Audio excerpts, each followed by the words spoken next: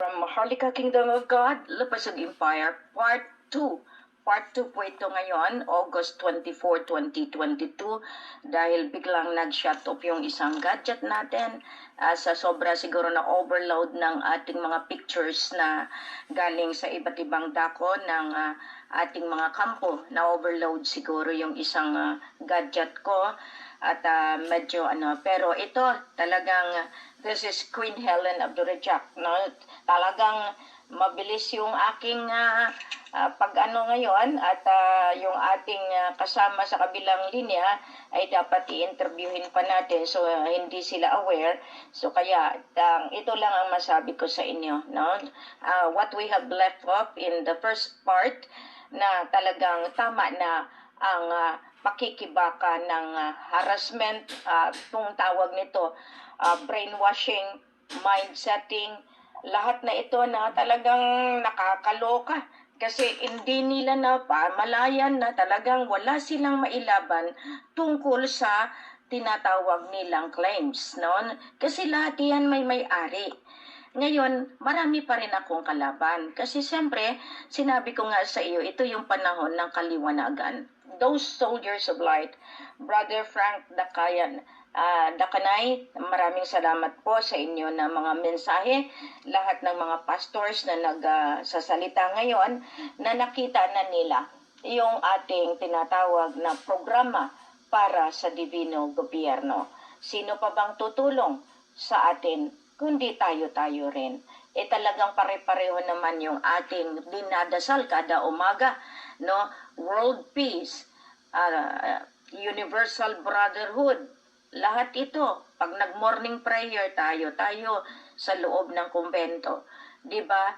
Ever since, yan ang hinihiling natin sa petitions natin. Nandito na pala. Nandito lang. Ngayon, ang dahilan ng lahat ay ang kayamanan. Ang kayamanan ng langis, ng gaas, ng deuterium, ng mga imbak na mga gold na inipon dito sa lupang pangako. Iyan pala ang dahilan. Iyan pala ang source ng lahat ng giyera. Ngayon talagang we stop the war, no? Kaya nga yung lahat yung laban sa Ukraine at saka sa Russia, talagang isinasabay lang yan dahil hindi sila nagtagumpay sa kanilang World War III, bioweapon, biochemical, lahat yan. Kaya nga ngayon, hindi yan gera. Talagang elimination of evidence, yung mga factory na ginawa nitong mga Illuminati. No? So, pasensyaan po tayo. Mga dugo ka, dugo rin. Kaso lang gusto nilang maging isang Diyos, nalalampasan pa nila yung ating Diyos Ama, yung ating pinaka-supreme creator, pinaka-supreme na talagang divine, divino na sinasabi natin. Kaya nga, minsan talagang nakakayamot. Katulad ngayon, talagang magdamagan nagmo-monitor. Siyempre, natural. Kaya nga, sabi ko sa inyo, plus pag-gising ko, talagang punong-puno ng ating mga tawag. So, sabi ko nga sa kanila, ipakiintay po yung broadcast kasi talagang kagigising lamang.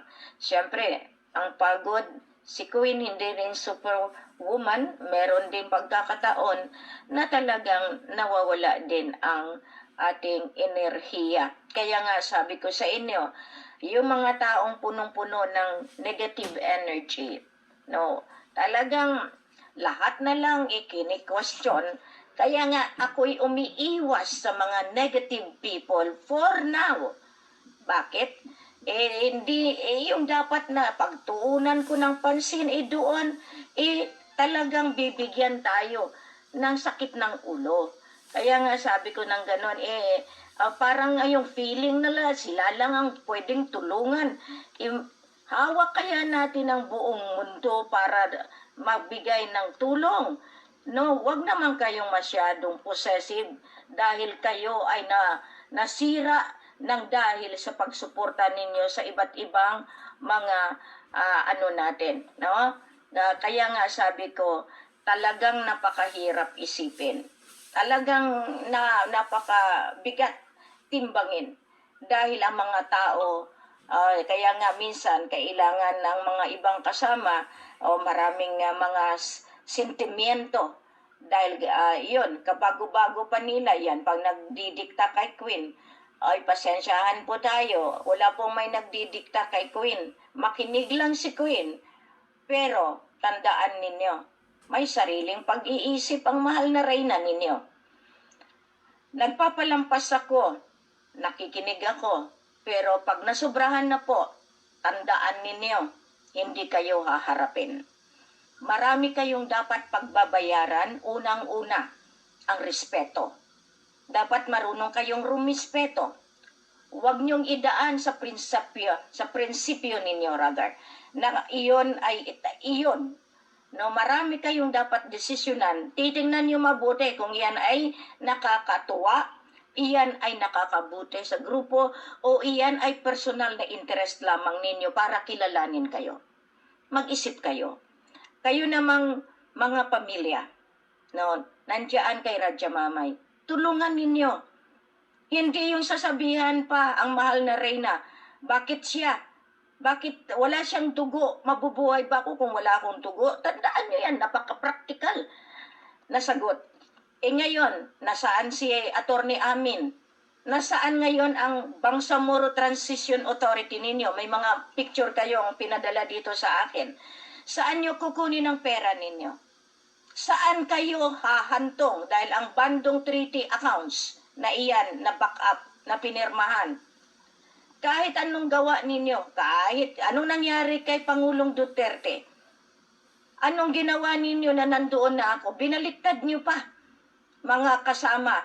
Kung ano yung pinarating ninyo doon sa Pangulo, kung bakit hindi ako hinarap ng tama, nasa inyo rin yan, kasi kayo rin ang sisingilin ko. Bakit? Lahat ito, meron akong timbangan. Bawat argumento na inyong ibibigay sa akin, siguraduhin ninyo na iyan ay tama, iyan ay totoo, at iyan ay ang nangyari. Marami kayong namatay, maraming pinatay, at maraming pinapapatay nang dahil gusto ninyong mamuno. Ang threat na iyan ay totoo. Kaya nga kayong mga sinisafety ko, akala ninyo ganoon lamang iyan. Oo, nakapader kayo sa pamilya. Pero ang ginagalawan nyo ba, lahat ba iyan ay makakatulong sa inyo ng seguridad ninyo? Paano kung natsyempohan kayo?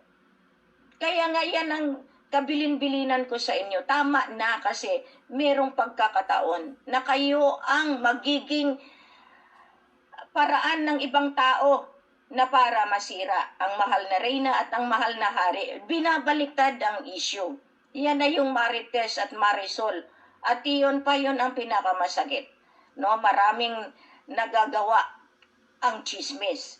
No, tama na. Yan lang ang masabi ko sa inyo. Pero at least kahit papano, isang bagay ang aking talagang bibigay ngayon. Tama na ang inyong pakikialam dahil natapos ko na. Hindi makukuha ng ating mga kasama o ng ating mga claimants na iyan kapag hindi sila bumalik sa tamang proseso na ang dulo na iyan ay mga lolo. Tandaan niyo po yan. Si Queen gumayak. Respeto sa respeto. Kaya kayong nagpalagay dyan na ikaw ay ikaw. Pumunta ka po muli doon sa taong hinamak mo at iyong ay pinahiya. Kaya nga dyan, marami kayong ginagalawan. Prinsipe, kung sino ka man. Anton Israel. Saan si Sarah na talagang inutusan mo? Okay? Na kaya nga ngayon talagang magkakaroon ng bookingan. Sige, ipahiyan niyo pa ako dahil meron ng nakalaan dyan sa mga ginagalawan ninyo. Magkakilalanan, siyempre natural magkakakilalanan dahil pumunta kayo. Nagkikitaan tayo kasi isang hangarin. Nasaan na si Busoy? Nasaan na si Barandmal? Nasaan na si Chua Taili? Nasaan na si TBTM? Nasaan na kayo? Ilabas ninyo ang pera na yun ay pinrumisa ninyo sa tao. Ilabas ninyo yung milyon-milyon ninyo. Ilabas na ninyo at nang makita na ng buong mundo. Oh, meron pang lumabas diyan. Okay? Kaya nga sabi ko sa inyo, the more kayo lumalantad dyan sa Facebook, the more kayo hahanapin ng batas ng soberenya. Yan ang ibig sabihin yan. Meron ba kayo na pwede talagang isabi na pwede nyo ako i-stand down? Kaya nga, diyan, mix, no? Sinabi ko na sa mga lolo. Kaya nga meron kang dapat sagutin. Kaya nga itong talagang kayo ni Israel. No, alam niyo ba kung gaano yan kasakit? Nagsalita ako ngayon dahil talagang pinalalabas mo na ikaw ang may-ari at ikaw ang kailangang sundin at ikaw ang anak ni Queen Elizabeth at ng test tube baby na iyan, maghunos dili ka dahil binabalidate po yan. Lahat ito gagawin ng lahat ninyo para harangan ng katotohanan. Buhay po si Ferdinand, kaya nga lahat kayo, ibig sabihin, kayo rin ang babalikan ng kapalaran ninyo. Buhay si Ama Ali at buhay na buhay ako para i-validate kayo.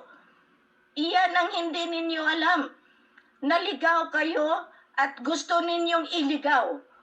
Kasi kayo ay mga tauhan ng mga iti, no? Yan, Anton Israel, kausap ko po ang aking kapatid na Danilo Largo. Matagal na dapat kayo magkaisa. Pero talagang hinahamak, hinahamon. Ikaw rin nagpalabas tungkol na kay sa pag-appoint namin kay Dato Geisler. Anton, rectify. Marami kang buhay na nasira nang dahil sa inyong maling paniniwala. Hamunin kita ngayon kasi mali. Now, sagutin ninyo yung mga pananalita ninyo. Hindi yung sagutin yung pananalita ko ngayon. Nakita na ninyo, nagbigay ko sa inyo, maraming 50,000 ng MNLF gustong sumuko kay Queen. Kaya nyo yan? Kaya nyo isabi sa buong mundo na nagsuko sila sa ngalan ng katotohanan? Alam nyo ba yun kung gaano kasakit yan?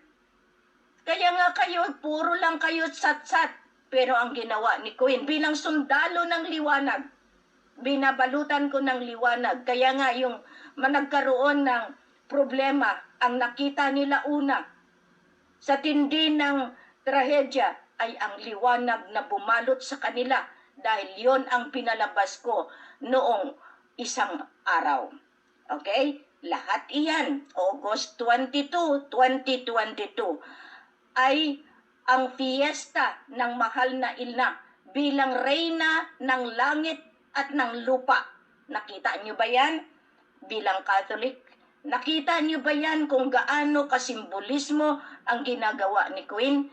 Hindi ko nilalabas yan, pero lahat ng trabaho ko, ina-attribute ko, binibigay ko sa paanan ng mahal na ina bilang siya ang aking guide, protector, at tagapagbantay sa misyon na ito. Dahil sila ang nagutos nito. Kaya nga masakit lang isipin, mahirap sa mahirap. Nasa tabi mo na, nagkitaan na, pero sila pa ang sisira nang dahil sa pag-akala na sila ang mga signatory, sila ang may-ari, sila ang tagapagmana. Pumunta po kayo sa Central Bank at nang mapasasan na kayo, yan lang ang ibig sabihin niyan. Kaya nga ako nagpapakatatag, nagpapakumbaba, nagpapakatao, at talagang binaybay ko ang bawat isa. Itong programa ng Peace, Defense, Economic Development, Healthcare and Learning Program, and Renewable Energy. Bago kayo manghamak, nakontrol nyo ba yung oil field? Kontrolado nyo ba talaga? Kaya nga dyan ninyo nakikita, si Queen hindi nangungontrol ng tao. Ang kinokontrol ko, ang peace and order situation. Hindi yung utak ng bawat utak. Dapat ninyo makita na iyan. Kaya nga, pasalamat ako, at least kahit papano, ang pruweba ng kamay ng Diyos Ama, ng Allah, ay nasa atin. Kaya dito ako nagpapasalamat na maraming nakakaalam na, maraming nakakakita na, maraming nakawitness na that there is indeed the soldier of light that would defeat the soldier of darkness na ginawa ni Satan. This is the real truth. Now, kung kayo ay karapat-dapat, kaya nga, thank you for those American who really called me up. Queen, do not be bothered of these detractors. They don't have the inner beauty that you have. So please hang on and please continue for all of us watching you. Do not be scared. We are just watching. And I thank you for that. And I thank you, my beloved Princess Mila, nasa Amerika, for giving me the strength, and Papa Sultan for giving me the piece of advice that this is it. Napasuko natin marami nang dahil nanindigan tayo sa pagyakap ng bawat isa, lalo na yung mga armadong grupo na nagproklama right there, live, all over the globe. Lahat ng tagtad, lahat ng ilaga, lahat ng NPA, lahat ng MIMN ay nagkaisa. Di siyempre, dahil diyan, ilalabas natin ang grasya para sa isa't isa. Maraming salamat po sa inyo. Magandang umaga. Pasensyahan po sa mga nalagay sa pangalan. Alam nyo rin kung saan ako tatagpuin, ika nga sabi ninyo, di puntahan ninyo. O kung hindi, pumunta kayo ng Bataan. At alam nyo na rin yan kung sinong dapat ninyo kakausapin dahil iyan ang mga lolo na nag-utos sa akin. Maraming salamat. Magandang umaga. Mas